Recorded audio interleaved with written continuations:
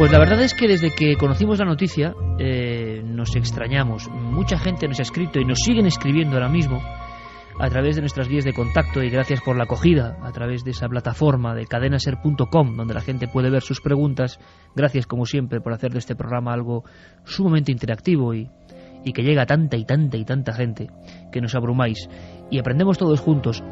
Mi idea es, vamos a ver si podemos arrojar un poco de luz, si alguien sabe algo. Asu Rodríguez, un chico que además solía disfrutar del montañismo, que llevaba su tienda de campaña y su saco habitualmente en el coche. Parece ser que los últimos datos son de hace unos 15 días. Unos ciclistas ven cómo se estrella con su coche, es algo rarísimo, y sale corriendo del coche. Al parecer tira una documentación a un barranco y sin rastro. Mucha gente nos escribía recordando, casi por reflejo mental, ¿no?, el accidente del niño de Somosierra, pero estamos seguros que la historia de Asu Rodríguez no va a acabar así. Sería terrible pasar 25 años sin tener más noticias. Estamos seguros de que esto pueda acabar bien. Espero no equivocarme. Al menos es un deseo. Sé que esta noche nos escuchan muchos amigos que están en la Guardia Civil de Madrid y de la Sierra de Madrid, y que esperan cualquier ayuda vuestra. Y como siempre, si alguien sabe algo, es momento de actuar, porque pinta muy extraña esta desaparición. Para saber un poco lo que ha pasado, lo que se está investigando ahora mismo, me gustaría que escucharais la crónica breve de David Guerrero, nuestro compañero en la SER, en la Sierra, y que entendáis todos los datos de esta historia, que de verdad es enigmática, pero ojalá tenga buen fin. Ojalá tenga buen fin. Y en un instante vamos a hablar con los representantes de la Guardia Civil que están llevando las investigaciones, con los portavoces que saben la última hora, porque puede que ahora a las 3:11 hayan cambiado las cosas. De momento lo que sabemos es esto. Cuando se cumplen 15 días de la desaparición de Asu Rodríguez, montañeros especializados, protección civil, bomberos voluntarios y policía local han desarrollado junto a la Guardia Civil una batida en esta zona de sierra entre Miraflores y Canencia para descartar definitivamente la hipótesis de que el joven de 27 años se hubiera perdido fruto del aturdimiento del accidente previo a su desaparición. Mercedes Martín es portavoz de la Guardia Civil. La propia familia nos indica que solía llevar en el vehículo un saco de dormir y una tienda de campaña, por lo tanto no podemos descartar todavía que hubiera decidido acampar en algún lugar que no hemos localizado. Se han mirado todas las casetas y lugares que hay en la zona, pero no hemos tenido suerte. Y por otro lado, tampoco podemos descartar, puesto que es una persona mayor de edad, que sea un abandono voluntario del domicilio. La hipótesis de haberse perdido en la sierra en las últimas semanas ha ido perdiendo fuerza. Los esfuerzos del importante dispositivo de búsqueda, que sigue sin obtener éxito, y la dura climatología de estos días en esta zona de la sierra madrileña menoscaban la primera de las líneas de investigación de una desaparición cuanto menos curiosa. La zona del puerto de Canencia, que es donde desapareció, pues bueno, ahí hay una inclemencia meteorológica, lleva nevando varios días por las noches y además, pues bueno, la temperatura cae de una forma terrible. Por lo tanto, hay ciertas unidades, como es el helicóptero, que no puede estar participando porque no tiene visibilidad suficiente, y ahora mismo están participando unidades del Servicio de Rescate e Intervención en Montaña, está participando Seprona, están participando las unidades territoriales de la compañía, y también están participando perros especializados en la búsqueda de personas. Recordemos que el pasado 3 de abril, después de salirse de la carretera tras colisionar con una valla en Miraflores de la Sierra, y según los testimonios de unos ciclistas que pasaban por la zona, el joven salió ileso y corriendo del vehículo, tirando la documentación de este por un barranco. Esta es la última pista que maneja la Guardia Civil sobre la desaparición de Asu Rodríguez. Mide unos 70 metros, es moreno, tiene barba corta y poblada, un hoyuelo en la barbilla, una cicatriz en forma de estrella en la muñeca izquierda y un pendiente negro en cada oreja. Vestía vaqueros y camiseta el día de su desaparición. Y es que, excepto el vehículo y la documentación en un barranco de la sierra madrileña, Asu Rodríguez no ha dejado rastro. 3:14. La pregunta es, para redondear, ¿no?, acabar cerrando el círculo, ¿alguien sabe algo? ¿Alguien que está ahí sabe algo?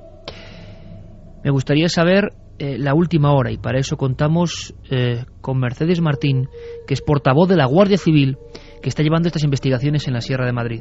Mercedes, buenas noches. Muy buenas noches. ¿Alguna novedad, última hora, de este caso tan raro en parte, no? Bueno, pues sí es raro. De momento novedad no tenemos ninguna. Sí se están recibiendo llamadas en el puesto de la Guardia Civil de Miraflores, en las que, bueno, algunas personas nos manifiestan que vieron a este joven, a esta persona, pues por las calles de Miraflores. Por lo tanto, Bueno, nosotros no hemos desatendido la búsqueda en la zona del monte, porque evidentemente no podemos desatenderla, pero también nos está ayudando a que tenemos también que fomentar la búsqueda pues en poblaciones, porque podría tratarse, ¿por qué no?, de una desaparición voluntaria. En la zona exacta del accidente, ¿podría tener algún tipo de accidente geográfico, nunca mejor dicho, o algún lugar pensando en que este hombre se haya caído a algún sitio? O eso imagino que lo habéis peinado arriba y abajo y no hay nada, ¿no? Pues lo hemos peinado en varias ocasiones, porque además lo que nos está ocurriendo es que desgraciadamente la climatología tampoco nos está acompañando. En la zona de la sierra pues está haciendo mal tiempo, incluso ha nevado, las temperaturas son muy bajas. Pero bueno, son zonas en las que hay numerosas casetas. La familia nos dice que este joven llevaba siempre la tienda de campaña y el saco de dormir en el coche, y esos efectos no han aparecido. Por lo tanto, seguiremos de momento peinando la sierra, porque la Sierra de Madrid es muy grande. Claro, Mercedes, ¿algún caso parecido que tú recuerdes? Bueno, pues tenemos un caso que además es reciente, que es el que ocurrió por las Navidades con un joven en Manzanares, en el cual tampoco hemos abandonado la búsqueda, y ahí sobre todo están incidiendo los compañeros del Servicio de Rescate en Montaña, que ellos mismos reconocen que se están encontrando con enseres que jamás pensaron que localizarían. Hemos recuperado de momento gran cantidad de guantes y de efectos de montaña que están siendo reconocidos por los familiares sin que tampoco haya habido suerte hasta ahora. ¿Y de este último muchacho también se ha encontrado algún tipo de prenda o algo? Nada. Desgraciadamente de momento no hemos encontrado nada, pero bueno, nosotros la esperanza tampoco la perdemos. No sabemos si este hombre estaba herido. Quienes le vieron el accidente, ¿había algún tipo de...? ¿Se puede saber si era un accidente más o menos grave o algo leve? Bueno, el accidente, el coche realmente dice que era un accidente bastante, cuanto menos aparatoso. Al parecer dio 2 vueltas de campana y finalizó en una zona de recta, pero los testigos presenciales del accidente lo que nos manifiestan es que salió corriendo del coche. Se han comprobado centros de salud y hospitales, y bueno, pues no ha acudido ninguna persona que corresponda ni con las características ni con la identidad de este joven. Y vosotros que vigiláis constantemente y el tráfico, pues bueno, con todo lo que tiene, ¿no? ¿Es habitual, Mercedes, yo no sé si es estado de shock o qué puede ser, son hipótesis desde luego, pero que alguien pierde incluso la orientación, el sentido de la realidad después de un golpe?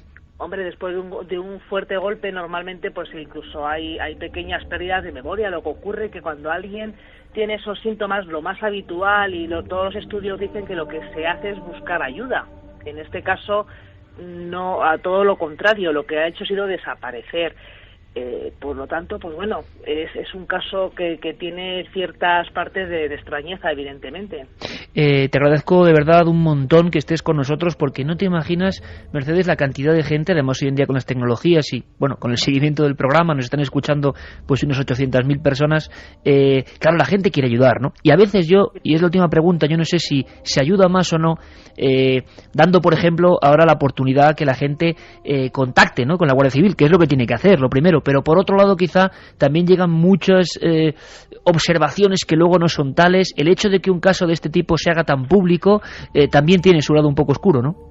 Bueno, tiene la parte negativa, que en muchas ocasiones el que la gente evidentemente tiene el afán de ayudar, pues nos hace llamadas que no son verídicas, pero siempre es preferible comprobar una llamada que no es verídica. Eso quiere decir que la gente pues bueno, está dispuesta a colaborar y que nos llama y que tiene contacto con nosotros, que no que alguien vea algo, no nos llame y luego tuviera relación. Por lo tanto, el que quiera llamar, el teléfono directo de Guardia Civil es el 062, podrán contactar ahí a través de las unidades de la Guardia Civil, que derivarán su llamada con la unidad que está llevando este caso. Pues es lo que hay que hacer, desde luego, y nos parece una conclusión idónea, ¿no?, para que vamos a ver si entre todos podemos echar una mano y esto se resuelve, porque mucha gente, fíjate, Mercedes, escribía, claro, también la fuerza de los iconos, ¿no?, recordando, tú te acordarás también, el famoso accidente hace muchos años ya de Somosierra, donde desapareció el niño Juan Pedro Martínez Gómez después de un accidente. Exacto. Hombre, que no ocurra lo mismo, ¿verdad?, que no tengamos 25 años sin saber de este hombre. Efectivamente, lo suyo es que, sobre todo para la tranquilidad de la familia, y bueno, yo quiero animar, porque igual Asur nos está escuchando, que bueno, pues que cuanto menos, si por lo que sea ha ido voluntariamente, que bueno, una llamada a sus padres, por lo menos los tranquilizará y también evitará que bueno, pues que le estemos buscando si él no quiere regresar. Mercedes, te agradecemos toda la audiencia, un montón, que estés a estas horas y gracias por la labor que hacéis. Gracias. Muchísimas gracias a todos, gracias. Manda un SMS al 7640. Escribe la palabra milenio, espacio y lo que nos quieras contar. Comentaristas de Milenio 3. Sabemos que siempre hay alguien al otro lado. Gracias a toda la gente de la Guardia Civil, que además sabemos que nos sigue especialmente porque son los que vigilan la noche y los que saben tantas cosas. Si algún día nos dejaran hacer una desclasificación de archivos de la Guardia Civil, madre mía, íbamos a encontrar cosas maravillosas del ámbito del misterio, por ejemplo, porque son los que están ahí, los que están hablando con los testigos, los que primero llegan. En fin, ojalá tengamos buenas noticias, pero esto pinta raro. Hay mucha gente que desaparece en la montaña española, no se habla mucho de eso, pero mucha más gente de lo que las personas creen. Hablamos de grandes cordilleras en el mundo, viajes, expediciones, y sin embargo hay sierras españolas bien traicioneras que tienen todavía un cupo de desaparecidos, de los que no se ha encontrado nada, demasiado alto para lo que es España, ¿eh? Sí, la verdad que sí. Yo además aquí veo un elemento a añadir bastante claro. Vamos a ver, aunque Asur tuviera un conocimiento amplio de la Sierra de Madrid, hay que pensar que el perderte o el desorientarte en una sierra es bastante fácil. La cantidad de montañeros y de gente que ha desaparecido, hasta buscando setas, que son casos curiosos, que ha desaparecido y nunca más se ha encontrado, pues es amplio en España. De todas formas, sí hay un elemento que cuando escuchábamos la entrevista me parece fundamental, y es que yo lo he visto en mi vida en 2 ocasiones, y es una amnesia parcial. La gente está acostumbrada a pensar que cuando te das un golpe en la cabeza importante, puede haber un caso de amnesia total. Eso jamás lo he visto, pero yo he visto 2 casos de amnesia parciales en mi vida, pues porque durante muchos años he jugado a rugby, y lo que he visto en la cara de mis 2 compañeros es un rostro de pánico. Pues claro, cuando sales del estado de semi-inconsciencia, que puede durar poco, medio minuto, unos segundos, claro, es que no recuerdas cómo has llegado allí ni qué haces allí. Yo, por ejemplo, recuerdo los 2 casos que he visto. El primero fue jugando con la Facultad de Derecho en Granada, pues un compañero mío, y me reconocía, me decía: Juanje, pero ¿qué hago aquí? ¿Qué hago vestido así? Ni siquiera era consciente de ser jugador de rugby. Sí, era consciente de ser jugador de rugby, sabía que yo era su amigo Juanje, que estaba... Pero no, ¿qué hacía ahí? No, ¿qué hacía ahí? Ni recordaba las últimas horas, no recordaba que había almorzado, no recordaba... Sabía que tenía que jugar un partido, pero no sabía ni cuándo se había vestido, ni qué hacía allí, y era una cara de pánico. Claro, pero yo digo, pero en un lugar como Miraflores de la Sierra, que tampoco es, el Confín, con muchas carreteras, ¿nadie lo ha visto este chico? No, pero yo a lo que iba es, imagínate que te pegas un golpe en la cabeza importante, y no tienes a nadie a quien reconozcas, y tienes una sierra alrededor que además piensas que puedes conocer un poco el campo y te quieres apegar a lo que conoces, y este chico, ojalá me equivoque, pero tiene muchas papeletas para poder verse extraviado. Ojalá que tenía una serie de problemas, que al parecer estaba un poco depresivo por últimos acontecimientos que habían ocurrido en su vida, como el perder a un abuelo, también un asunto con una perrita a la que quería mucho, que estaba un poco deprimido, con lo cual también apuntan la posibilidad de que pudiera haberse ido totalmente consciente. Pero lo del accidente es lo que nos suena raro, ¿no?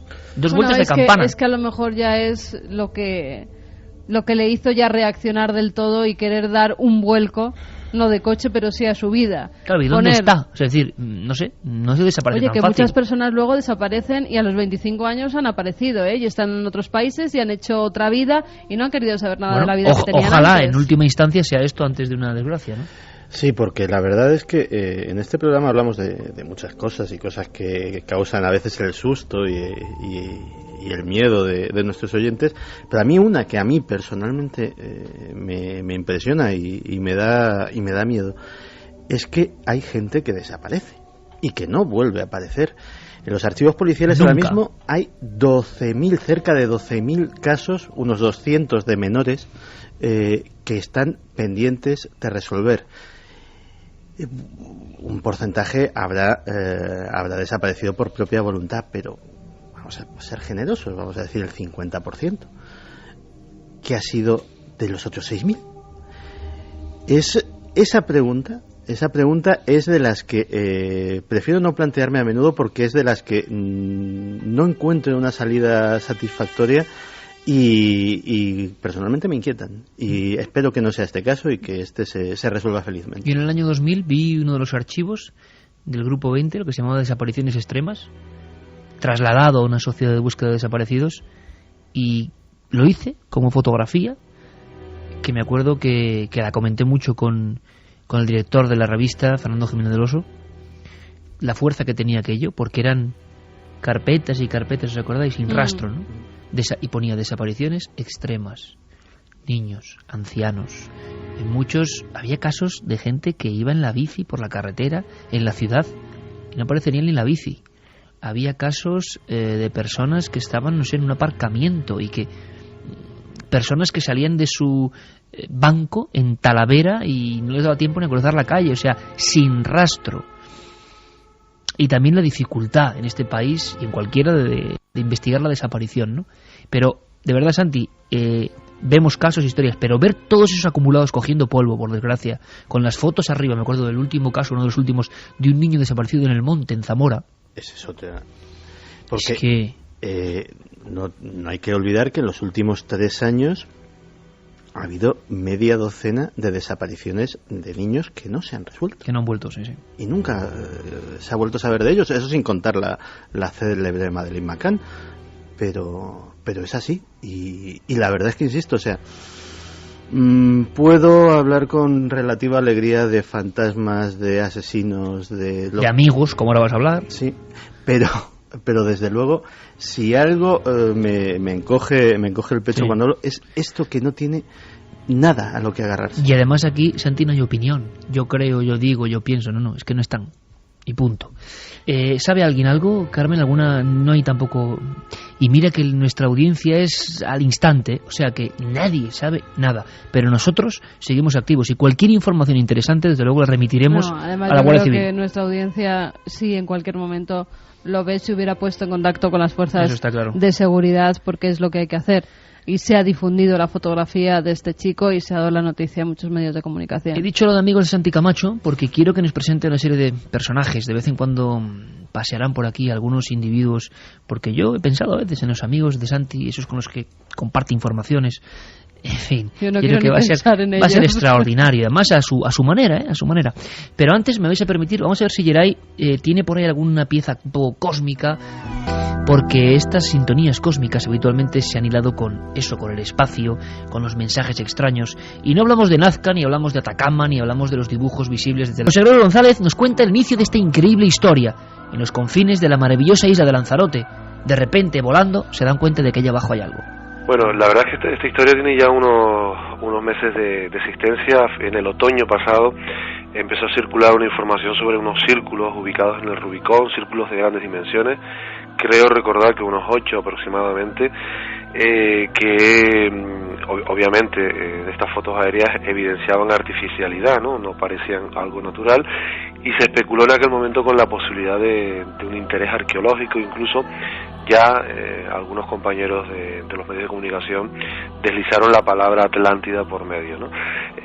Bueno, algunas comprobaciones que pudimos realizar a través de ciencia21.com terminaron por verificar que se trataba de marcas recientes que los expertos han determinado como marcas para la construcción de una instalación hotelera que finalmente no se llevó a cabo, y que probablemente esto debió de suceder en torno a los años 70.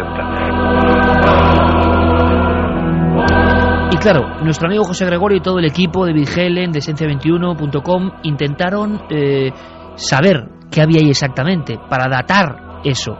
Se dieron cuenta de que, caramba, había más que círculos, mucho más que círculos. Y fue una comprobación muy sencilla. Lo que hicimos fue las fotos actuales que habían despertado el interés, las comparamos con fotografías anteriores de los años 60, años 50, años 70, y comprobamos cómo efectivamente en fotografías con más de 20, 30 años de antigüedad ya no aparecían. Entonces esa parte quedó clara, pero de manera simultánea, al poco tiempo, surgieron también otras fotografías aéreas de una flecha ubicada en Ajache, también estamos hablando del mismo municipio de Yaiza, aunque en otra localización, y se mencionaba también en una información dada por la web lanzarotecanarias.com otras estructuras o formaciones que recordaban humanoides. Bueno, con estas hicimos lo mismo exactamente, es decir, la flecha es realmente espectacular, es muy llamativa, tiene aproximadamente unos 150 metros de largo, está fragmentada, con un trazado que, bueno, parece especialmente cuidadoso, simbólico. No nos imaginemos una línea recta y ya está, sino hay que imaginarse como una flecha, pero compleja, ¿no?, en su trazado.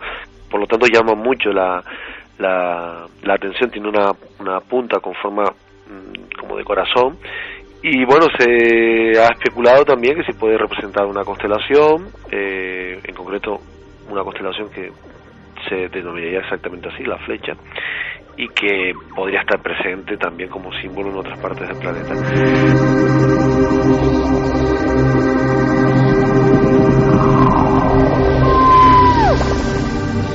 Y escuchando esta descripción de José Gregorio González y escuchando ya a Michel Jarre interpretando casi el espacio, nos damos cuenta: ritos, truco, construcción.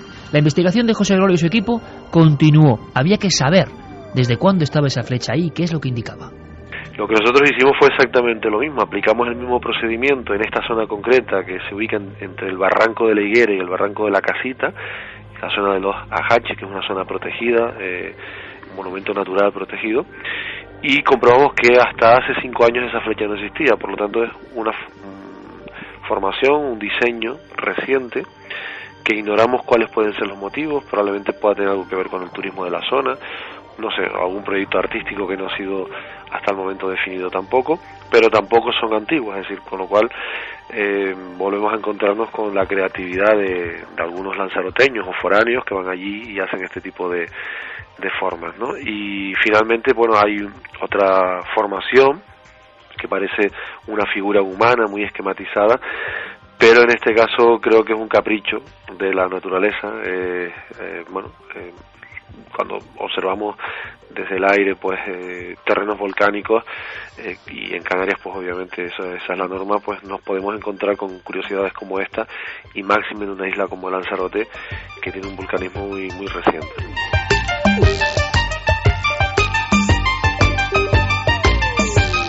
Y luego, si queréis, hablamos un poco de esto. Os pediré opinión, y a Carmen, a ti especialmente, porque sabes por qué digo esto. En algunas zonas muy concretas y que tuvieron que ver con asuntos extraños, hay una tradición de dejar mensajes como para el cielo. Todavía hoy, por ejemplo, la Montaña Roja podía tener algo que ver, podían ser mensajes de tipo ritual.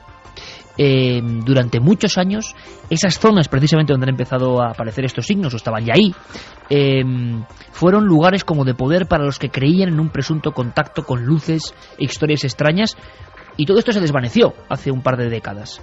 Pero durante los años 70 había concentraciones. ¿Pueden ser restos de eso? ¿De alguien que quiere volver a montar eso? ¿De alguien que quiere simplemente que se fotografíe eso por los satélites por algo que desconocemos? Nosotros no descartamos la intencionalidad meramente artística como parte de algún proyecto que juega un poco con la incógnita para posteriormente ser desvelado. Pero también es cierto que en otras épocas el hecho, por ejemplo, de elegir lugares muy importantes desde el punto de vista arqueológico o vinculados con tradiciones relacionadas con lo mágico, como es el caso de Montaña Roja, con un vínculo muy concreto con los ovnis, en el pasado tenía otro tipo de motivaciones, y eran cuando los grupos contactistas marcaban el suelo como si fuesen estableciendo una especie de balizas, ¿no?, pensando que eso podían ser señales que los ovnis o los tripulantes de los ovnis, supuestos tripulantes de los ovnis, podían en un momento determinado interpretar, eran como señales. ¿Señales de qué? ¿Y para qué? Última hipótesis de José Gregorio González, y no es la menos inquietante. Si me permites la expresión, globosondas, es decir, estrategias para que algunas personas puedan caer en la trampa y creer que eso es arqueológico, que eso tiene un valor y una antigüedad mucho mayor, y digamos que caigan en una especie como de trampa informativa o periodística. ¿Y trampa para qué? Se acumulan las preguntas que se pueden debatir ahora. Jaime Rubio, uno de los primeros divulgadores de estas fotografías, nos habla a su manera de lo que él interpreta en esa flecha. Los pocos que lo han visto, porque es una cosa muy reciente, ¿no? Pero vamos, arqueólogos y escritores especializados en el tema han dicho que, por ejemplo, el tema de la flecha localizada en un parque natural donde no se puede entrar y que está localizada por el satélite de Google, la flecha, por ejemplo, pues no tiene ninguna explicación, porque lo primero que estábamos pensando nosotros es que aquello podía ser algo de tipo aborigen, ¿no? Prehispánico. Pero dicen los especialistas de Lanzarote que es un poco complicada esa teoría, porque aquello es una zona volcánica que entró en erupción en 1750 y por tanto la lava lo hubiera cubierto todo. Entonces la idea de los especialistas es que aquello tiene que ser más reciente. Lo que no saben es cuándo se pudo hacer eso. Jaime Rubio insiste en lo protegido del lugar. Un lugar donde no es fácil estar haciendo una obra sin que a uno le detecten. Bueno, de ser así, los artistas lo han hecho para obtener un gran impacto. Lo han hecho en un lugar sagrado prácticamente de Lanzarote. De 1970 para acá es imposible que lo hayan hecho, porque aquello se cerró al público y ahí está prohibido construir, incluso entrar con coche, que pedir permiso a las autoridades, etcétera, ¿no? De manera que cualquier piedra que uno remueva allí, pues le puede caer una sanción, incluso pena de cárcel, ¿no? Y por tanto, si es de origen moderno, como parece que dicen los arqueólogos, pues no sabemos quién lo pudo haber hecho, ni cuándo tampoco. Han tomado fotografías, han sobrevolado la zona y ha habido expertos de diferentes países ya, curioso, que han estado midiendo casi las formaciones. ¿Por qué tanto revuelo? Porque no es solo la flecha esta gigante de 150 metros. También hay otra formación en la zona de Papagayo, también casi en la cima de un pequeño volcán que hay allí. Hay unos círculos gigantes que al principio se dijeron que si eran una especie de base para hacer una urbanización, pero después se ha visto que no, porque el ayuntamiento de Yaiza, que es donde está ubicado, pues no tiene, por lo menos se le hemos pedido que nos dé la copia del proyecto y no la tienen, ¿no? O no la ha entregado. Aparte de eso, hay especialistas extranjeros, concretamente en este caso británicos, que han fotografiado aquello desde el aire precisamente para agencias inmobiliarias y para operadores turísticos, y ellos dicen que aquello para nada parece algo de tipo urbanístico, ¿no? Porque aquello, los círculos son gigantescos, y es verdad que en la punta de arriba en los años 70 se hizo un hotel, pero no tiene nada que ver con los círculos, porque están a más de 2 kilómetros de distancia. El hotel es rectangular, los círculos, pues esos son unas circunferencias gigantes que se ven desde un avión a 1000 metros, se pueden ver perfectamente. Yo mismo las he visto desde el aire, desde un avión, y por tanto es todo un misterio. Y por último, y precisamente hilando con Santi, lo que nos contará ahora, una teoría conspiranoica. Bueno, ahí lo dejamos. Jaime Rubio nos informa de un detalle curioso que seguro que a Santi le gusta. Lo que sí es cierto y es raro es que haya agencias extranjeras interesadas en el tema, ¿no? Concretamente hay agencias británicas de información, incluso la BBC se ha interesado por el tema. En Estados Unidos parece que también lo conocen agencias importantes, y por tanto pues no sabemos lo que se está moviendo aquí, la verdad. Ahí está el tema, ahí están las figuras, una flecha de 150 metros, un supuesto humanoide, unos círculos, y aquí claro, no podemos decir nada. Puede ser una trampa, un globo sonda para engañar, pueden ser vestigios que no parecen muy antiguos porque en las fotos de cartografía y satélite no estaban, pueden ser ritos modernos de gente que está haciendo cosas. Opinión a bote pronto de los tres. Bueno, yo viendo las imágenes, la famosa flecha mía lo que me recuerda es a falsificaciones de círculos de las cosechas, hay verdaderos expertos por ahí sueltos que hacen verdaderas maravillas para ser contempladas desde el aire. La Mona Lisa, por ejemplo, efectivamente, de trigo. Pero cuando he visto la figura del humanoide me ha parecido otra cosa, porque además yo sí había visto algo parecido una vez. En la frontera de los estados de Arizona y de California hay una serie de formaciones que se llaman los intaglios.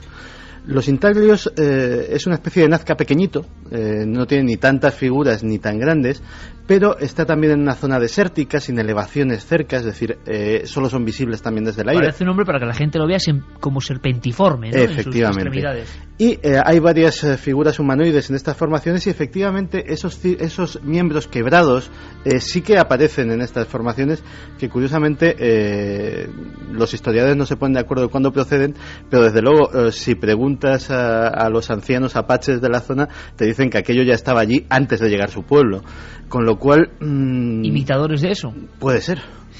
Juanje, rápido, por favor. Yo pienso simple y sencillamente, creo por las dos figuras que he visto que son completamente artificiales, aparte del hecho de que en el siglo XVIII hubiera habido una erupción volcánica y arrasase la zona, hace que los guanches no pudieran ser los autores de esto. Entonces, desde mi punto de vista... Pero claro, la pregunta es, parece clarísimo que son modernos, ¿vale? ¿Por qué creéis? Pues se ha dado el caso hasta de alguna compañía publicitaria que ha intentado anunciar algún producto. Ron Tiki lo hizo unos hologramas en Málaga en Chile, acordaros, cuando entrábamos en Arica, había uno de esos petroglifos que decían que estaba hecho modernamente anunciando Coca-Cola. Sí, pero eso lo hizo la Coca-Cola directamente. Claro, sí, porque son anuncios. Lo que pasa que, cuidado, a quien haya hecho esto, la diferencia es que se le cae el pelo, porque está en un parque natural ultra protegido, ¿eh? Bueno, pues igual que el que pinta el metro... Pena de cárcel, igual que el que pinta el metro de Madrid con Aerospray. Tú vete a Nazca y haz un dibujo. Hombre, si no te pillan, vale. Si te pillan, ya, yo vi el cartel, 5 años de cárcel. Que sí. Vale, no podías pisar las líneas, si las pisaste. Pues lo mismo aquí. Yo no las pisé, estuve donde las líneas, pisarlas no. Pues lo mismo pasa aquí, que entras y lo haces. Sí, un tipo de graffiti, pero ¿para qué? Bueno, pues ahí está el misterio. Y yo desde luego creo que el interés por un lado de las agencias, el interés de que sea una trampa o no, pero que está ahí, y 150 metros, y las conexiones con otras trampas, entre comillas, lo hacen interesantísimo. Mira, fíjate, Iker, nos escribía Guillermo León para decirnos que hay ahora en Google Earth una especie de archivo histórico. Es decir, él ha buscado la flecha y en el año 2000 la flecha no existe. Ajá. Es en el 2006 cuando se perfila más vagamente, y 2007, 2008 y 2009 se ve perfectamente ya. Me dice Guillermo que en nada vais a poder ver las fotos en ikerjimenez.com, ¿no? Sí, claro, en nada las subirá allí porque, como vemos, está en directo investigando. Y con esa herramienta, Google Earth, damos a un relojito que hay y puedes ver cómo era esa misma imagen en años anteriores, y vemos que en el 2000 no había absolutamente nada. Claro, así lo que han hecho moderna. nuestros compañeros, mirar en Google Earth y ver si eso estaba ahí antes, no está. Entonces, ¿qué es? Bueno, nosotros damos la noticia, que es nuestra obligación, como siempre, que tengáis todos los datos. Y ahora, y durante los más o menos siguientes 7-8 minutos, o no sé, porque con Santi todo es sorpresa, yo le dije a Santi, oye, ¿qué cantidad de investigadores raros hay por ahí? Raros que igual tienen la verdad y nadie les hace caso, porque su verdad es increíble, y ya vemos que las verdades a veces duelen, y nos enteramos con mucho tiempo después de que la gente iba en buen rumbo. Pero claro, cuando nos habla Santi, por ejemplo, de Abasti, ese argentino que está convencido de que Hitler está vivo, ese tipo de cosas, algunas más increíbles, otras menos, nos damos cuenta que hay un género de personas que buscan esa verdad pese a quien pese y contra todos. Lo hemos llamado los amigos de Santiago Camacho. Y yo creo que va a ser interesante saber de esta gente. Seguro que va a ser interesante.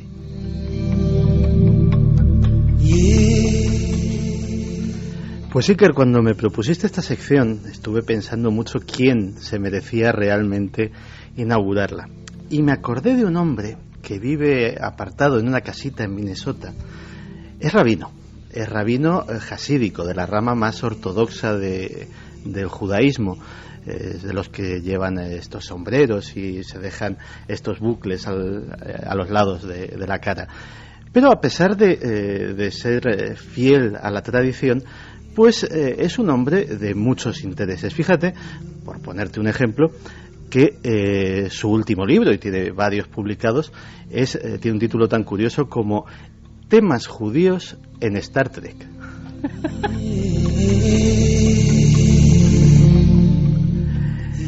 El rabino Jonathan Gershon es, entre otras cosas, el presidente de la Asociación de Trekkies Judíos.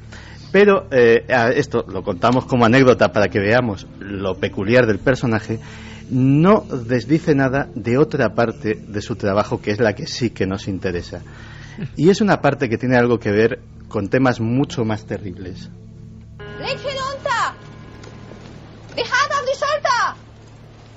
¿Cuántos años tiene, abuela? 68. Tosa un poco. Dicen que lanzarse contra la alambrada es una bendición. No se mate de ese modo, Clara. Si lo hace, no sabrá cómo acaba esto. ¿Cuántos años tiene, abuela? 66, señor. Señor. Buenos días. Ha habido un error. No deberíamos estar aquí. Trabajamos para Oskar Schindler. Somos los judíos de Schindler. ¿Quién es Oskar Schindler? Un fabricante de Cracovia. De esmaltados. Vaya, de pucheros. Lo que le distingue de los demás historiadores es su extraordinaria precisión en algunos detalles. Y es que él no se ha dedicado a entrevistar a ancianos supervivientes. De hecho, curiosamente, mucha de la gente que ha entrevistado era muy joven. Algunos ni siquiera eran judíos. Algunos incluso eran personas de ascendencia nórdica, con ojos azules y cabello dorado. Eran no los que sobrevivieron, eran los que murieron. El trabajo del rabino Gershon se basa en el estudio de las personas que tienen recuerdos de reencarnación de haber fallecido en el Holocausto. Todo empezó una noche de 1981 cuando una joven angustiada llamó a su puerta para decirle que no podía más. Era una joven norteamericana de ascendencia no judía, evidentemente no había vivido ni siquiera la Segunda Guerra Mundial, y acudía a él como experto en los temas del Holocausto.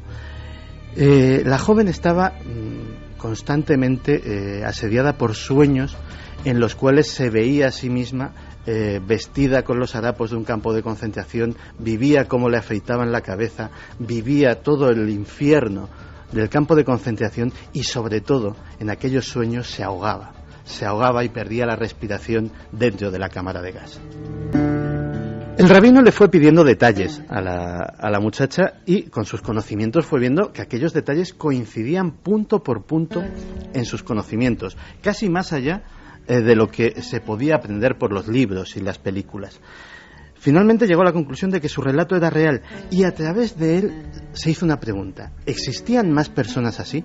Y se lanzó a la caza de este tipo de personas y entrevistó a cientos, primero a través de los sueños, luego a través de regresiones hipnóticas. Tanto es así que pocos años después escribió un libro que se llamaba Más allá de las cenizas. El libro conmocionó a la opinión pública judía. A través de este libro se cogen testimonios de personas que, como decimos, es prácticamente imposible que hayan tenido ese nivel de detalle si no hubiesen estado ahí.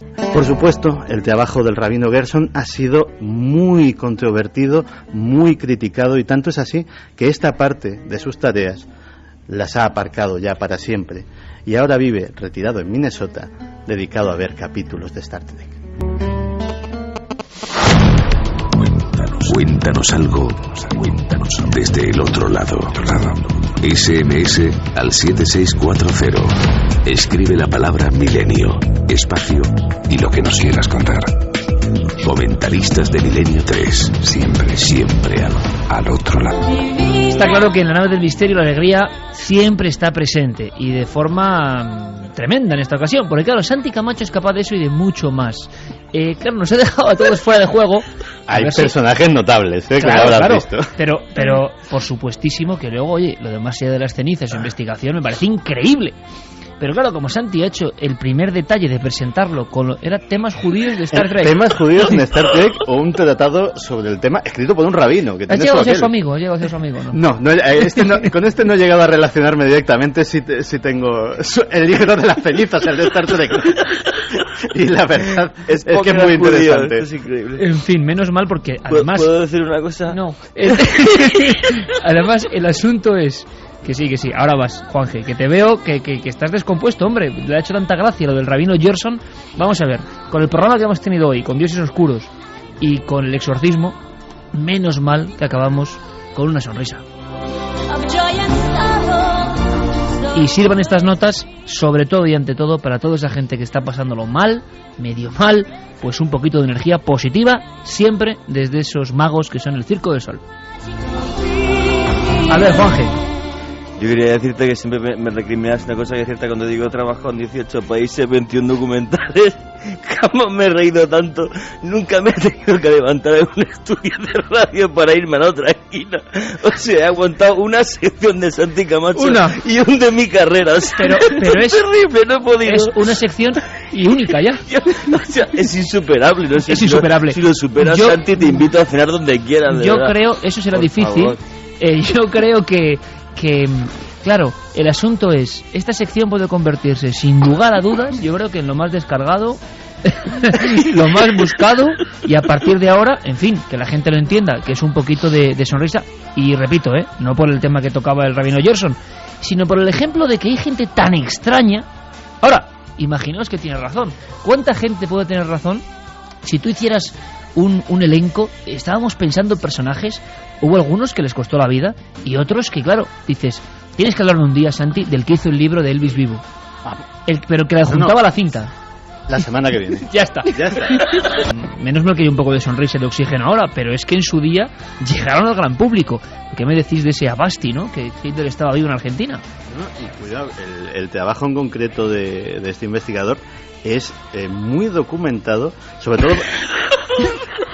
Juanje, por favor, retírese. Esto. Sí, porque ya a partir de aquí su última intervención en Milenio 3. No, pues documentado Gerson. No, documentado Abasti. Ah, bueno. Lo de Gerson ya es otra cosa. Bueno, la semana que viene, ya sabía que esta sección iba a ser realmente polémica. La semana que viene, el famoso libro que todo el mundo tiene en mente de Elvis vivo, con su cinta. Bueno, ¿cómo alguien puede darle crédito a eso? ¿Cómo alguien puede hacer un libro de eso? ¿Qué tipo de gente es esa? ¿Os acordáis de cómo era Mel Gibson, ¿no? En Conspiración, el taxista, y que luego al final tenía razón? Bueno, pues esa es la idea.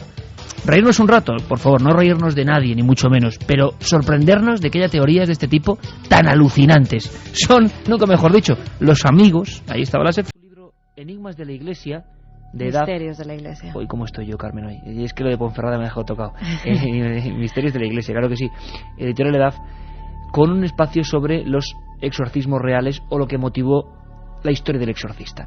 Voy a daros tiempo, amigos, voy a daros tiempo. Porque si estáis en una carretera, mejor, más vale que lleguéis pronto a casa. Si estáis en la cama, bueno, lo de apagar el receptor nunca, desde luego. Pero va a haber cosas bastante duras, cosas pero la que gente que sea muy sensible, bajarlo un poquito, sí. Por eso mismo sorteamos ese libro hoy, ¿no? 3 ejemplares, Carmen. 3 ejemplares entre todos aquellos que nos manden mensajes al 7640, palabra clave milenio, espacio y lo que vosotros queráis. 7640, palabra clave milenio, espacio y lo que queráis. 3 libros de Misterios de la Iglesia, editado por EDAF. Vamos rápidamente, antes de meternos en el meollo terrorífico esta noche. Ya sabéis, a veces historia, a veces arqueología, a veces criminología, a veces asombro, a veces miedo. A menos a mí esto me da bastante repelús, pero es la noticia, es el documento y hay que hablar de ello. Carmen, vamos muy rápido, si te parece, con las opiniones que recogimos y que estamos recogiendo estos días con los SMS destacados. Lidia desde Barcelona, por ejemplo, nos preguntaba, ¿habéis leído Jacobus de Matilde Asensi? Sí, y la verdad es que lo interesante es que en ese lugar mágico donde estuvimos, las médulas, ella ubicaba, ya vimos que había ciertas dotes que podrían ser reales, el Arca de la Alianza. Otro amigo nos preguntaba, ¿puede ser que escupieran a la cruz porque no murió Jesús en la cruz, sino Dídimo Tomás, supuesto hermano gemelo de Jesús? Nos decía Quique de Talavera. Los templarios hablamos de que en sus ritos, por los que fueron quemados y ejecutados, escupían a la cruz. Javier Sierra, allí en vivo, en Ponferrada, nos explicó que eso podía ser una simbología de que no era escupir a Cristo, sino a todo lo que significaba aquella crucifixión, a los que crucificaron a Cristo. Pero hay teorías también mucho más disparatadas, en mi opinión, como la de que Jesús tenía un hermano. Menudo tema. En referencia a eso también, Lucas de Almería nos decía: los templarios escupían a la cruz porque descubrieron que Jesús no murió en ella, sino que arribó hasta costas francesas. José Luis de Valencia: ¿el catarismo proviene del maniqueísmo? Maniqueísmo, sí. Dicen muchos que viene de esa división rotunda entre un mundo bueno, un mundo malo, fuerzas del bien, fuerzas del mal, y una creencia muy dividida en ese aspecto. Los cátaros, hablamos de ellos, los cátaros de León. Único caso quizás de personas herejes cristianas que fueron también quemadas, fue un programa duro, y que sobrevivieron de alguna manera. Bueno, ahí estaban, creemos que sí, que hay una raíz maniqueísta, como dice la filosofía, en esta gente extraña que renegó de la Iglesia, a la que consideraban corrompida y a la que consideraban que se había apartado de las verdaderas palabras de Jesús. Otra amiga nos decía: cada programa me sorprendéis más, os escucho siempre, vivo junto a uno de los cementerios más antiguos de Lanzarote y ahora estoy sola en casa.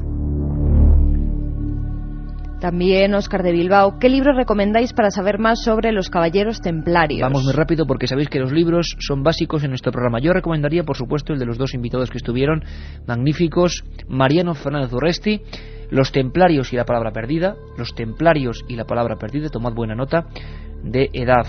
Javier Sierra, Las puertas templarias, para ver desde otra óptica el tema, Martínez Roca lo editó, y, importante, Nicholas Wilcox, o lo que es lo mismo, Juan Eslava Galán, hizo La lápida templaria. Dos novelas con mucha realidad para meterse en el tema. Y si queréis dos apuntes más, dos libros magníficos. Uno, Los enclaves templarios, de Juan García Tienza, Los enclaves templarios, un recorrido por la España donde estuvo esta gente, apasionante, fotográfico, lo hizo Martínez Roca. Y por último, Los templarios y otros enigmas medievales, de Eslava Galán, editado por Planeta. Yo creo que es un buen repóquer. Antonio desde Getafe: ¿hay alguna conexión entre los templarios y el priorato de Sion? El tema que está en boca de todo el mundo, todas las revistas, todas las películas, todos los detalles: Código da Vinci, Priorato de Sion, Rennes-le-Château, templarios, cátaros, enigma sagrado. Bueno, va a haber muchas novedades. Yo tengo que adelantar que nosotros, Carmen, con mucho escepticismo, estamos queriendo contar, escribiendo, viendo, no sabemos, a veces adelante, a veces atrás, toda esta historia tan extraña y tal y como lo hemos vivido, además muchas veces con Milenio 3. ¿Os acordáis que hicimos dos programas sobre el Código da Vinci? Cogimos nuestro coche, que nos fuimos hasta Francia a recorrer toda esa zona para emitir desde allí algunos documentos. Bueno, dentro de muy poco, pues noticias importantes. Más preguntas sobre ese mismo tema. ¿Los pergaminos que encontró Berenguer Saunier procedían de los cátaros? Una de las teorías es que Berenguer Saunier, ese cura de Rennes-le-Château, espero que hayáis oído el programa, se encontró un tesoro que podía ser unos documentos de aquellos últimos cátaros que, casualidad, habían sido exterminados en esa misma zona. La historia es tan apasionante que por eso nos hemos metido en ella. Tenemos, Carmen y yo, una idea, que es intentar contar a gente como nosotros, o sea, que ni se cree nada ni se deja de creer, que simplemente quiere toda la información fácil y sencilla, toda esta historia, todas las implicaciones, todo lo sectario, todos los fraudes. Puede ser un camino apasionante. Si Dios, el destino, la providencia o la casualidad o las fuerzas que haya lo quieren, pronto podremos, digo yo, finalizar esta obra titánica. Guzmán nos pregunta: ¿dónde, cómo, cuándo la biblioteca de los templarios? Ese tema me apasiona. Pues ya lo veis, Ponferrada. Tuvimos el concejal de Cultura, director del Museo del Ferrocarril, Jesús Couriel, que se ha propuesto, y nos lo dijo en vivo en Ponferrada ante todos vosotros, la única quizá biblioteca templaria del mundo especializada para saber la historia y para ayudar a los investigadores. Ojalá lo consigan. Desde este momento tienen todo el apoyo de Milenio 3. Óscar de Ávila nos dice: después de llegar a Ponferrada ayer y no conseguir entrada, decidir a Santiago, Las Médulas, Cruz de Ferro y muchos otros pueblos. Pues bueno, aprovechó el viaje, desde luego, aprovechó el viaje, pero me da mucha pena. Óscar de Ávila, como tantos y tantos amigos fieles que van de otras partes, y eso es un problema, porque no sabemos. ¿Habrá algún día una posibilidad de reservar entradas para la gente que viene de fuera? Es que no lo sabemos. Os lo decimos sinceramente, es que no suele ocurrir. Los programas cuando salen va la gente de allí, pero no de fuera, de otras partes. Eso provoca una serie de problemas importantes. Intentaremos solventarlos. Yo os doy un consejo como amigo: siempre que haya un programa de Milenio, haya o no haya entrada, yo, desde luego, yo iría. Y luego estoy seguro que de alguna manera, mejor o peor, podrían ver ese espectáculo que yo creo que siempre es inolvidable para nosotros y ojalá para vosotros. Óscar, ánimo. Y Pere Villores nos decía: me gustaría que me contarais alguna historia sobre los exorcismos que se realizaron en el santuario de La Balma. Bueno, pues más apropiado imposible. Un día penetraremos en ellos. Yo estuve con nuestro colega Fran Contreras investigando, ¿te acuerdas, Carmen, esa historia? En esa zona de La Balma hicimos una serie de reportajes. Hubo un reportero español magnífico, se llamaba Lardo Prats, y hizo un trabajo tremendo, uno de los primeros trabajos donde se mostraba la España profunda y negra, la España de los exorcismos. En las cuevas de La Balma se hacía espiritismo primitivo, se hacían rituales extraños, la gente se contorsionaba, gritos en las cuevas, mujeres enlutadas, ojos en blanco, gritos, alaridos, lenguas extrañas. Aquellos sucesos acabaron a tiros, nunca volvieron. Había miles de personas, iban a La Balma porque suponían que en esa pelada montaña del Maestrazgo de Castellón podían curar sus males, los males que según ellos les propiciaba ni más ni menos que Satanás, el príncipe de las tinieblas. Tradición y España negra. Por cierto, aquellos reportajes, periodismo que da 1000 vueltas al de hoy en día, se llamaban 3 días con los endemoniados. Y yo le digo a Carlos Nicolás, en la nave del misterio, porque él ha estado escuchando los documentos, que nos metemos en materia, respiramos todos fuerte y, como Milenio sabéis que es la montaña rusa de sensaciones, vamos a viajar a lo más profundo quizá de la mente, de la ignorancia, del diablo de verdad, quién sabe. Xenoglosia o glosolalia. Ya lo sabéis, 7640, palabra Milenio. Hoy nos interesa más la opinión vuestra que nunca. Queremos que seáis nuestros observadores, escuchadores de cabecera. ¿Qué os inspira todo esto que vamos a escuchar? Esta investigación, como siempre, en vivo. Carmen Portero, autora de Misterios de la Iglesia. Y repito lo del libro porque hoy lo sorteamos y porque empieza con una historia así, que vuelve a estar de actualidad. Alardo Prats hizo su libro en 1929. Han pasado prácticamente 80 años y esa figura sigue estando más viva que nunca. Lo vemos porque el mal existe.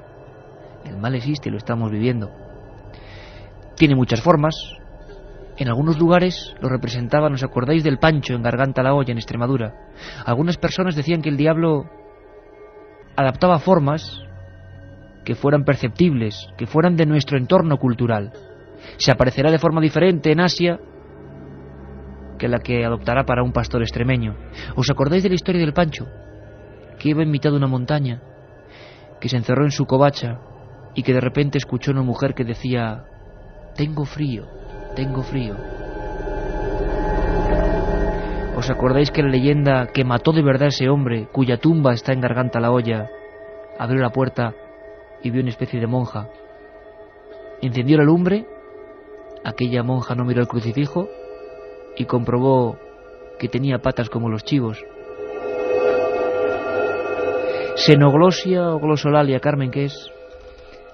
Pues es el hablar lenguas desconocidas para aquella persona, pues además, si quieres te doy el significado concreto, porque viene del griego glosa, que quiere decir lenguaje oscuro, y de lalein, hablar lenguas ocultas, lenguas extrañas para la persona. Nosotros hemos sido testigos de algunos de esos casos, tanto después de que una persona haya sido hipnotizada y haya regresado en teoría a vidas anteriores. Esa persona estaba en Albacete, tan solo conocía su idioma, el castellano, y de repente, nadie sabe cómo ni por qué, comenzó a hablar una extraña lengua que uno de los profesores que se encontraba allí identificó como inglés, pero del siglo XII o XIII. Aquella mujer, en ese misterio que significa la hipnosis, empezó a describir una campiña, una casa, una especie de crimen, unos caballos. El especialista hablaba de un sajón antiguo, un idioma que no podía explicar de ninguna manera la cultura, la enseñanza que podía tener esa persona concreta en Albacete. Lo cierto y verdad es que aquellas frases salieron, me sorprendieron mucho. Cómo una persona puede hablar en lenguas extrañas. La parapsicología habla de este fenómeno y habla en estados alterados de conciencia. Es muy probable que este tema merezca un programa monográfico, pero hemos querido adelantarnos quizás porque ha surgido la noticia, Carmen, o nos ha llegado una información que creemos interesante y que además podemos contrastar de alguna forma. Si no hubiéramos vivido lo que vivimos en su día, podríamos dudar, ¿no? Sí, la verdad es que sí. Un compañero de prensa nos ha facilitado una grabación que hemos podido comparar con una nuestra que hicimos en una sesión de exorcismo. Una sesión de exorcismo llevada a cabo por un sacerdote de la Iglesia Católica a pocos kilómetros de Madrid. Sí, es importante, Iker, porque no se trataba de ningún loco, ni ningún brujo, ni nada por el estilo. Era un sacerdote de la Iglesia Católica que en una capilla que está debajo de su iglesia, con todo apagado, tan solo iluminado la escena por unas velas, estuvo durante 3 horas y media realizando un exorcismo a una chica de 19 años. Tú estabas allí, yo estaba allí. Había otro compañero psiquiatra, el doctor Gaona, buen amigo de este programa. Estuvimos 2 veces. Grabamos en julio, ahora hace casi un año, emitimos algunos trozos. Pero las sesiones han continuado y parece que los procesos han derivado hacia escenas más fuertes todavía. Carmen, ¿cuáles serían los procesos por los que la Iglesia española, sacerdotes católicos, no hablamos de curanderos, de gente extraña, hablamos de todo un proceso?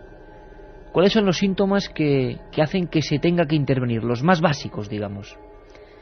Hay varios signos que nos identifican la supuesta posesión demoníaca, entre ellos la que hemos comentado, la glosolalia o xenoglosia, que son lenguas extrañas, también el titanismo, es decir, una fuerza descomunal para la persona, ni para su tamaño ni para su complexión física, una fuerza pues que no sería la apropiada de esa persona. También hay algunos símbolos como el no poder entrar en una iglesia, todo le da asco, todo lo sagrado, todas las medallas, todos los cristos, todo aquello que tenga que ver con la iglesia y con Jesucristo. También hay algunos símbolos ya físicos, como son las dermografías, es decir, ¿dermografías? Escrituras, letras, números que salen en la piel. Nadie sabe cómo ni por qué, se reflejan de repente, como en el caso del verdadero exorcista. Al niño, a Robert Mannheim, le salieron en el abdomen varias palabras como infierno o salida. En la piel de aquel niño, delante de los sacerdotes que motivaron este caso perfectamente conocido, aparecieron unas palabras, como unas ampollas que formaban letras. Imaginaos la escena, amigos. Exit, salida, y hell, infierno.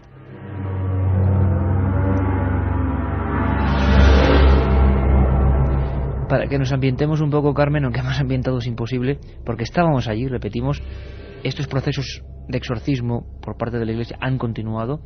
Se habría llegado a la última fase, que es la xenoglosia. Además han continuado y con hoy en día los exorcistas oficiales tienen que pasar por una criba, es decir, no todas aquellas personas que se crean poseídas van a ser exorcizadas.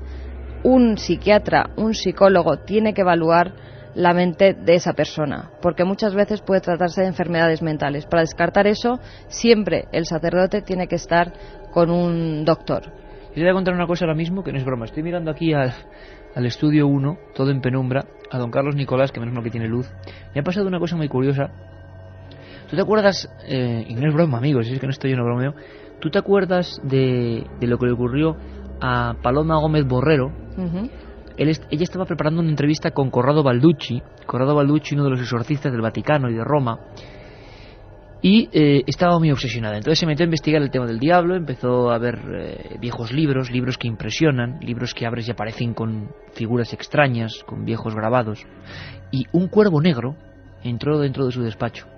Un cuervo negro que empezó a pegarse contra las paredes y a dejarlas llenas de sangre. Un cuervo negro que rompió algunas de las páginas con sus garras y que se alejó. Es muy curioso porque yo, minutos antes, cuando los compañeros del informativo estaban dando las noticias, yo me he marchado solo al servicio, hay que decirlo así, a lavarme rápidamente las manos para entrar de nuevo en antena, tal y como ha sido. Y Carlos Nicolás, que viene hacia los pasillos.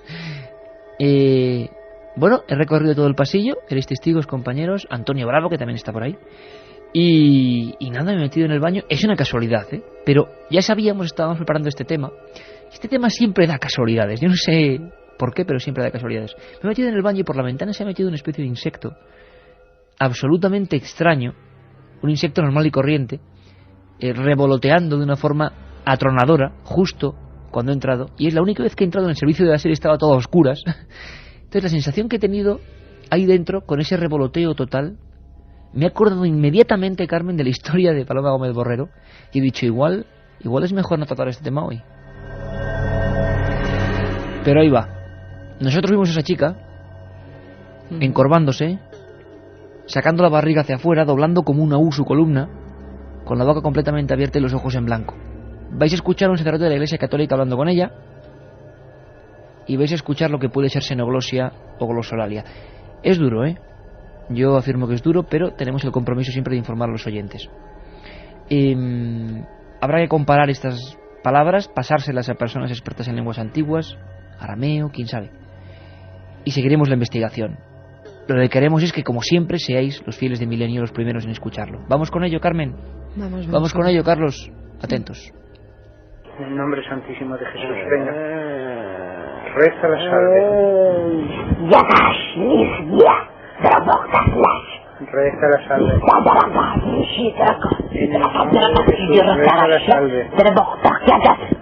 En el nombre de Jesús, reza la salve.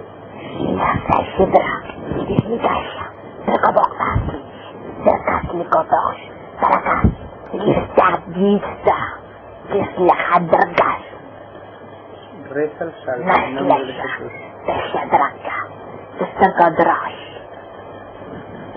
En el nombre santísimo de Jesús, reza la salve. Reza la salve. En el nombre de Jesús, hazlo. Hazlo en el nombre. Para que sirva de testimonio, para que ella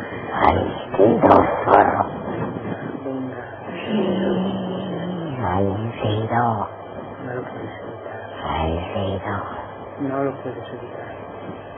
Venga.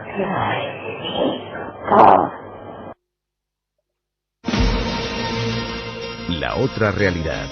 Fenómenos extraños. Misterios sin resolver.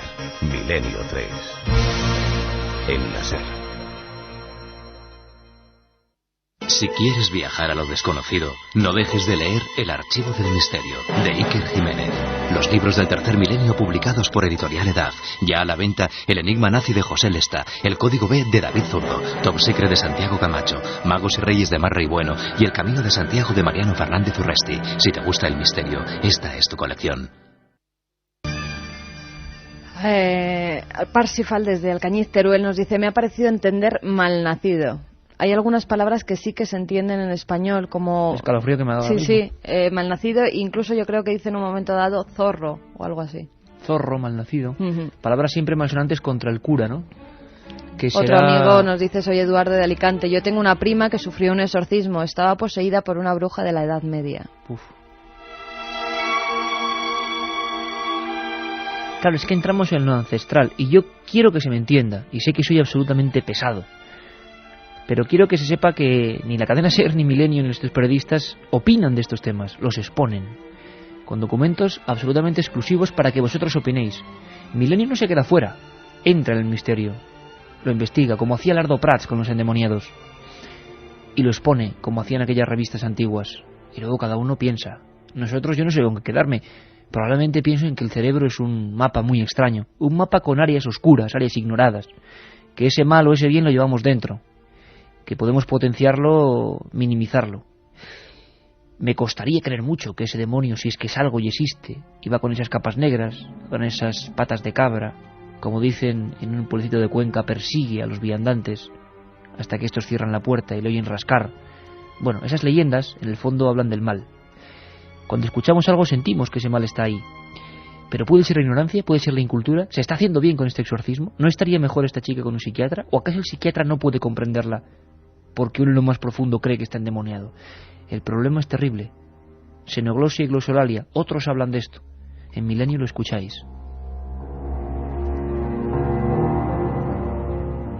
Alex desde Granada nos dice: totalmente increíble, tengo los pelos de punta, nunca mejor dicho, la realidad supera la ficción. Y por eso, Pura Realidad, Documentos 7640, sorteamos en los 3 libros que hablan de la verdadera historia del exorcista. Hay que decir que tu libro, Misterios de la Iglesia, Carmen, mucha gente no puede leer el primer capítulo.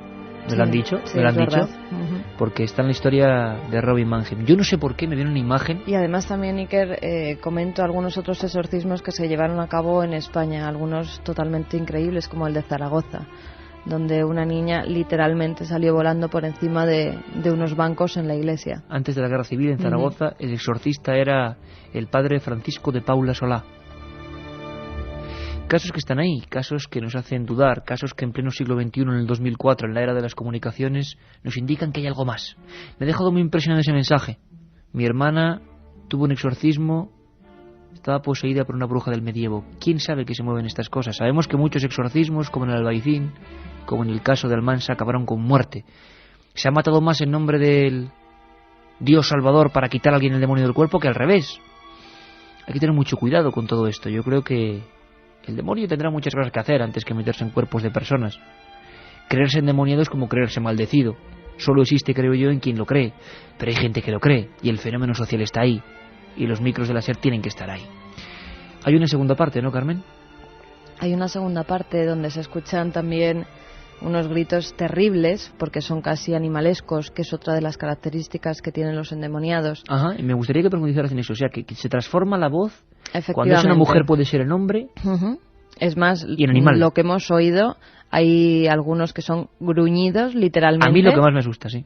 Parecen gruñidos y luego pasa... Dice Carlos Nicolás que también, que está y luego pálido. Pasa directamente a los gritos, unos gritos incontrolados y terribles, histéricos en determinados casos. Lo escuchamos, era el sacerdote con la Biblia en las manos, aunque aparte de la Biblia se suele utilizar el Rituale Romanum, ¿no? Lo más lógico es que se utilice el Rituale Romanum, que es el texto que desde siempre ha utilizado la Iglesia para ir en contra de los demonios, porque hay pues varias frases que hacen que justamente vaya en contra de lo que es el mal.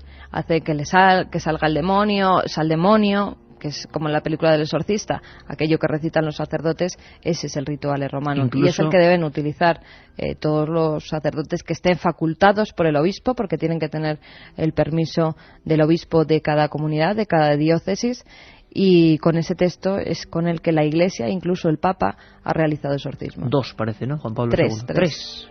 Madre mía, Carmen, yo no sé cómo te metes en estos temas porque es, de verdad, espeluznante, es espeluznante.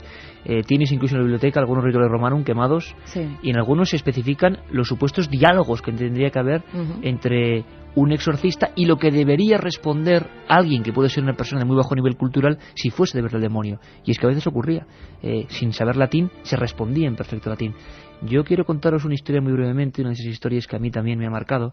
El 20 de noviembre de 1999, no, del año 2000, era 20 de noviembre del año 2000, yo me dirigí a Barcelona para entrevistar al último exorcista español oficial, que solo trabajaba como exorcista y que se llamaba Pedro Suñer. Recuerdo que se reponía la película El exorcista con el metraje completo, y recuerdo que me quedé helado cuando antes de ir a esa entrevista me enteré por la prensa que en el cine Urgell, nunca lo voy a olvidar, un anciano había aparecido muerto en la butaca al ver los títulos de crédito al acabar de ver la película. Le había fallado el corazón ante las nuevas imágenes de esa película del año 74, El exorcista. Me impresionó mucho porque estaba intentando entrevistar con una gestión de mucho tiempo a ese último exorcista. No voy a reproducir aquí la entrevista. En su día metimos algunos cortes el verano pasado. Creo que de las pocas veces que un exorcista oficial de la Iglesia, del Obispado, ha hablado para un programa. Y lo que más me impresionó es la pregunta que le hice, la respuesta a esa pregunta, que era cuál era el caso que a él más le había impresionado. Me habló de los años 70 y de una barriada muy popular de Barcelona, un nivel sociocultural muy bajo, y una niña de 9 años, si no recuerdo mal, que decían que estaba poseída por el demonio. La familia no entendía nada. Ella sudaba, se revolvía con movimientos bruscos entre las sábanas. Se le habían caído algunos dientes, era una cosa muy curiosa, tenía los dientes como troceados, se reía constantemente.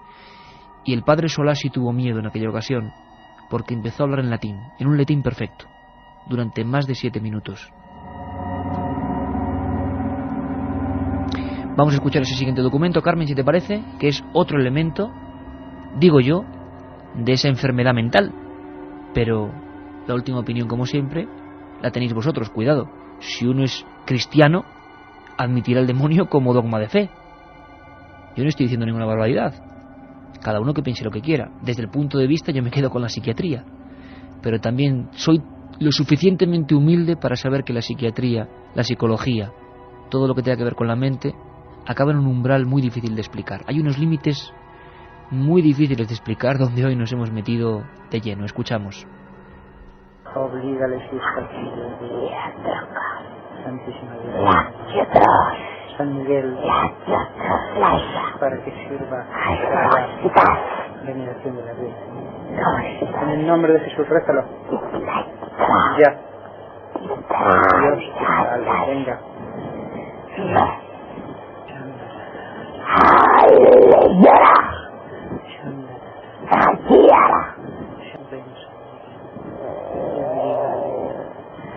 Por la veneración de la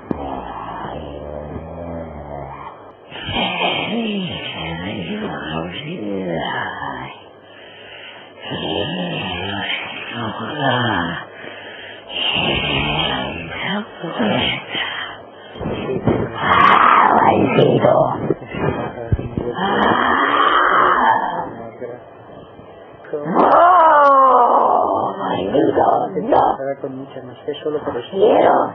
Lo van a escuchar. No. Tú lo sabes. No quiero.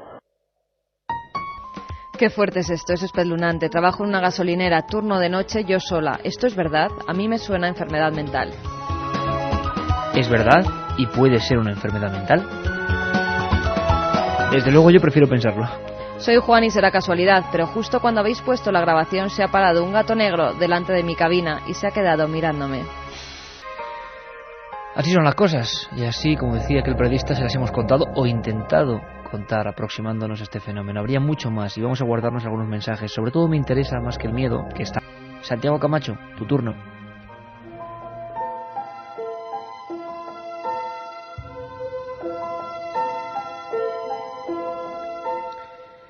La definición tradicional que circunscribía las armas de destrucción masiva a las químicas, biológicas y nucleares es algo superado.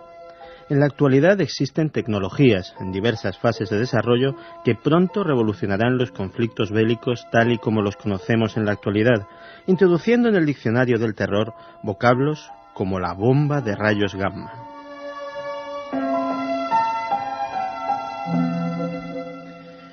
En la actualidad, los científicos militares estadounidenses se encuentran en las últimas fases del desarrollo de una espectacular arma que mata a través de la liberación de una gigantesca descarga de rayos gamma de alta energía.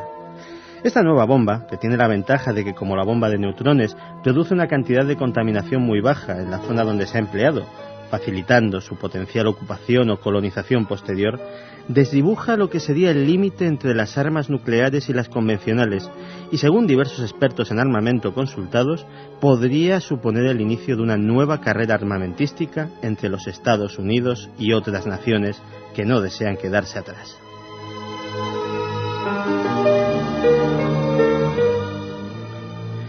El pasado mes de mayo, el Congreso estadounidense dio su aprobación a un ambicioso plan de investigación, 6.300 millones de dólares, sobre armas nucleares tácticas, en especial las bombas antibúnker, diseñadas para destruir refugios subterráneos profundamente enterrados bajo cientos de metros de hormigón. También se ha priorizado el desarrollo y fabricación de las llamadas mininuques, pequeños artefactos nucleares con cabezas de menos de 5 kilotones. El sueño de los militares que siempre han buscado justificar el empleo de armas nucleares en el campo de batalla en lugar de tenerlas como simple reserva disuasiva.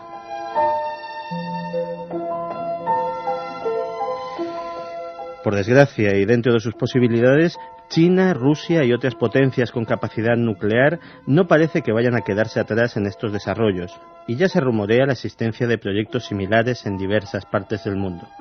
Sin ir más lejos, el gasto militar ruso aumentó un 33% en el pasado año y parece que se va a multiplicar por una cifra similar en este.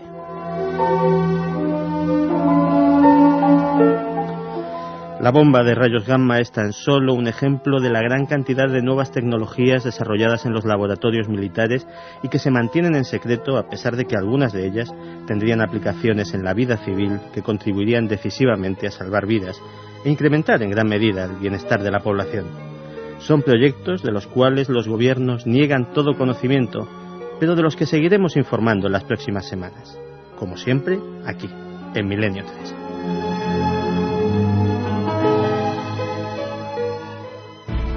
Nacho Ares, y muchos preguntáis por nuevas secciones. Pues le estoy dando vueltas a la cabeza, ¿eh? Me gustaría que me propusierais, claro que sí, 7640, palabra milenio. Está Carmen ya con todos los mensajes porque va a haber ese sorteo, ese libro impactante, Misterios de la Iglesia, Edad.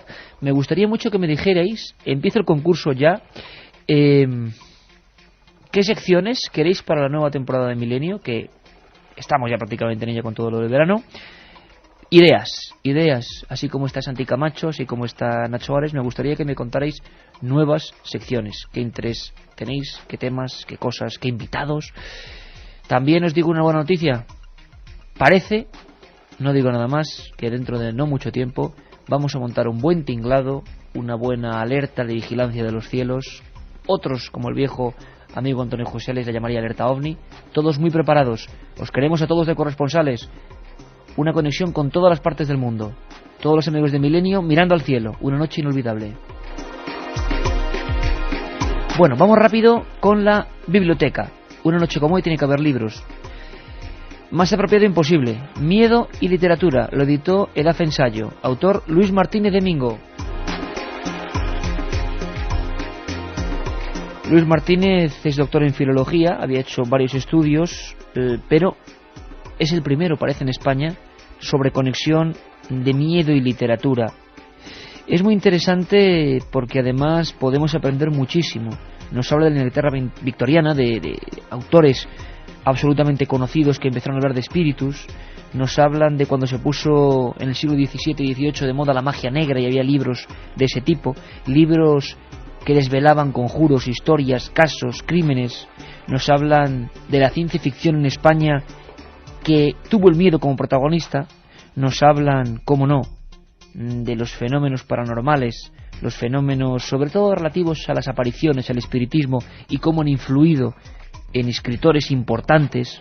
Creo que es realmente importante también hacerse con este libro, leerlo y comprender que a veces donde leemos ficción hay mucha más realidad de lo que imaginamos. Miedo y literatura, Luis Martínez de Mingo.